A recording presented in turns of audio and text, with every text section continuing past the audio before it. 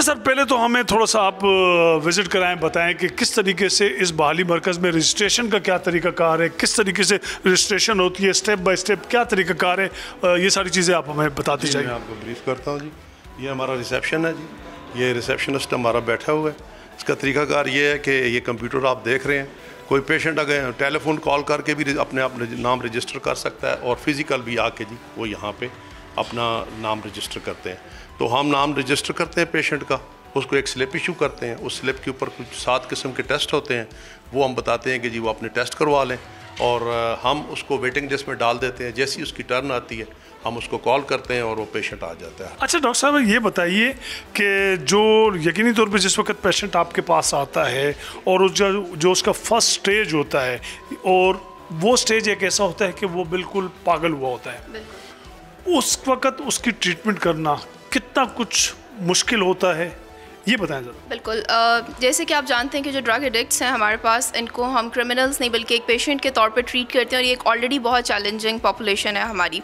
तो जो इनका फर्स्ट फेज़ है वो सबसे ज़्यादा चैलेंजिंग होता है, क्योंकि आप जब उनको यहाँ दाखिल कर लेते हैं तो मरीज़ से आप नशा बिल्कुल छुड़वा देते हैं। तो जब वो नशा छूट जाता है तो जिसको हम क्रेविंग कहते हैं या मरीज़ को जो तलब होना है, उसमें मरीज़ की हालत के अंदर बहुत ज़्यादा बेचैनी होती है।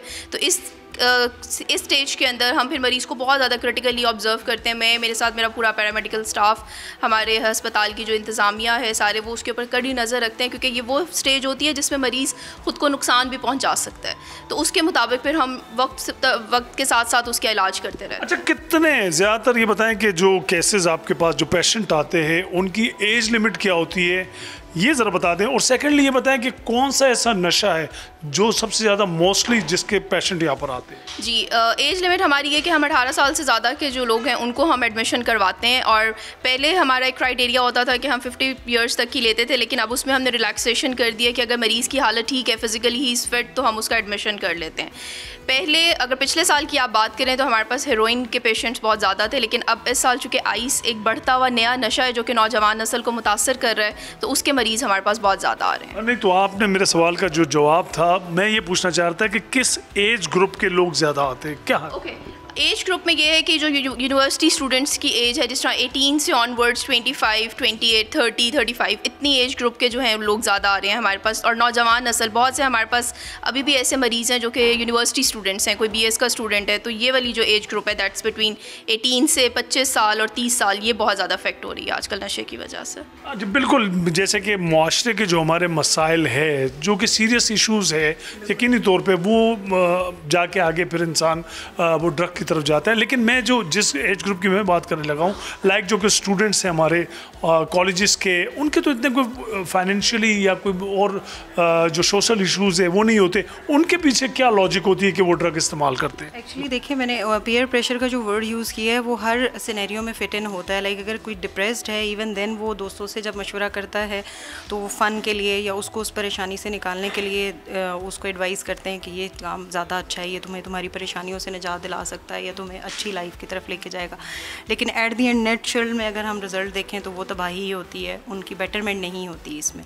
तो बेसिकली अगर हम जितना हमने रिसर्च रिपोर्ट्स जो हैं वो भी यहाँ पे हम लोग, क्योंकि इंटर्नशिप्स भी बच्चों को करवाते हैं, तो वो जब पूछते हैं इनसे रीजंस के बारे में। अच्छा, ये भी ऐसा भी है, ये भी मैंने अक्सर केसेस में देखा है कि शौक में जो है ना वो फर्स्ट टाइम जो है वो ड्रग का इस्तेमाल किया जाता है और वो एंजॉय करते करते फिर वो आपकी मजबूरी बन जाती है, ऐसा भी है? तो इनकी परसेंटेज कितनी है? इसकी परसेंटेज भी आप ये समझ लें कि 50 अबव जो है वो परसेंटेज इसकी भी है कि लोग जो है ना सिर्फ जो शौक में करते हैं, क्योंकि हम हमेशा ये देखते हैं कि कोई भी no one ever plans to become a drug addict.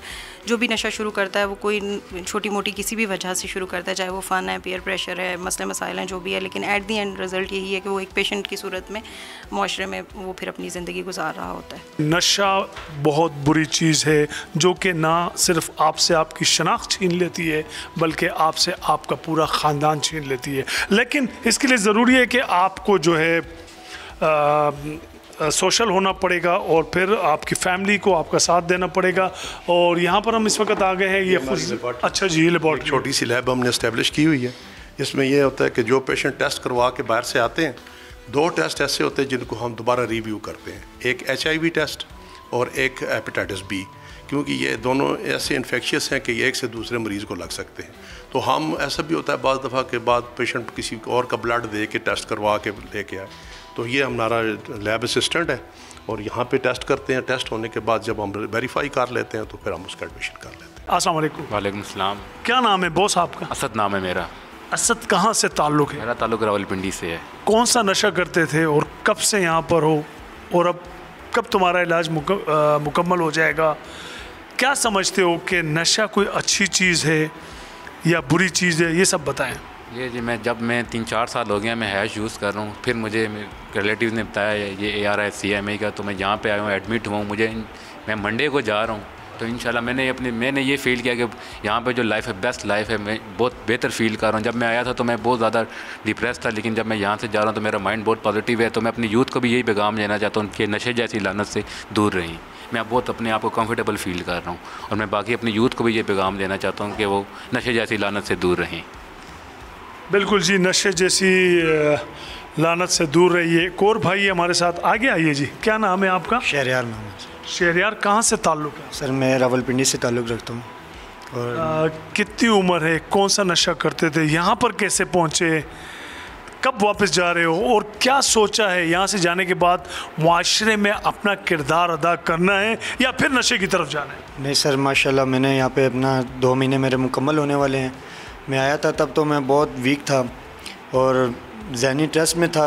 इंशाल्लाह अभी मेरा इलाज मुकम्मल हो गया और अब दोबारा मैंने जाके नशे जैसे इस बीमारी से महफूज रहना है। और मैं अपनी यूथ को ये चैलेंज देना चाहता हूँ कि NF का इदारा है इस्लामाबाद में, यहाँ पे बहुत ही अच्छे तरीके से इलाज किया जाता है। पेशेंट को बहुत प्यार से फैसिलिटेट करते हैं और माशाल्लाह हम अभी बहुत फ़िट महसूस कर रहे हैं। बहुत अच्छी बात है। बिल्कुल इनका यही कहना है कि माजी में होने वाली जो गलतियाँ हैं उनको बुलाकर मैं दोबारा यहाँ से इलाज मुकम्मल होने के बाद मुआशरे का एक बावकार शहरी बनूँगा और अपनी वालदा और अपने भाई की जो है ना वो खिदमत करूँगा।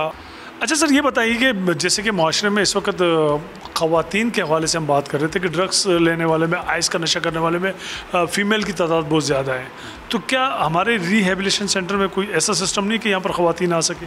जी, इससे पहले तो हमारे पास इस तरह का कोई सिस्टम नहीं था, लेकिन पिछले 1 साल से हमारा एक हॉस्पिटल अंडर कंस्ट्रक्शन है जो 100 बेडेड हॉस्पिटल है और ये साथ ही नज़दीक हमारा बन रहा है, जिसमें 30 फ़ीमेल बेड्स हैं और 70 जो है वो मेल बेड्स हैं। और फीमेल के साथ जोवेनाइल्स यानी छोटे बच्चों को भी हम साथ रखेंगे क्योंकि कुछ बच्चे भी एडिक्ट हो जाते हैं, तो इसलिए ANF ने अभी इसके ऊपर ख़ास काम किया है और हॉस्पिटल जो है इट इज़ कमिंग अप इंशाल्लाह अनदर 2-3 मंथ्स में तैयार हो जाएगा और वहाँ पे फिर हम लोग ये सारे शिफ्ट भी उधर हो जाएंगे और फिर उसमें लेडीज़ ख़वातीन का भी इलाज होगा और मेल मेम्बर्स का भी इलाज होगा। ये सब कुछ जो है फ्री ऑफ कॉस्ट होता है? It is all free of cost जी। पहले दिन से लेके आखिर दिन तक, रजिस्ट्रेशन से लेके ट्रीटमेंट तक और फाइनली डिपार्चर तक, बंदा जब डिस्चार्ज होता है और उसके बाद 2 साल तक follow up, all free, not a single penny, एक पैसा भी नहीं चार्ज किया जाता जी। तकरीबन एस्टिमेटेड एक पेशेंट पे कितनी कॉस्ट आती है, कितना खर्चा आता है? जी, एक पेशेंट पे तकरीबन अगर हम उसको वर्कआउट करें, खाना भी उसका शामिल करें और उसकी मेडिसिन भी शामिल करें, प्लस बाकी जो उसके लवाजमात हैं, तो तकरीबन जी 4 लाख प्लस हमारा जो खर्चा हो जाता है, 4 लाख से प्लस हो जाता है। सब्सक्राइब करें और बेल दबाएं ताकि कोई खबर रह न जाए।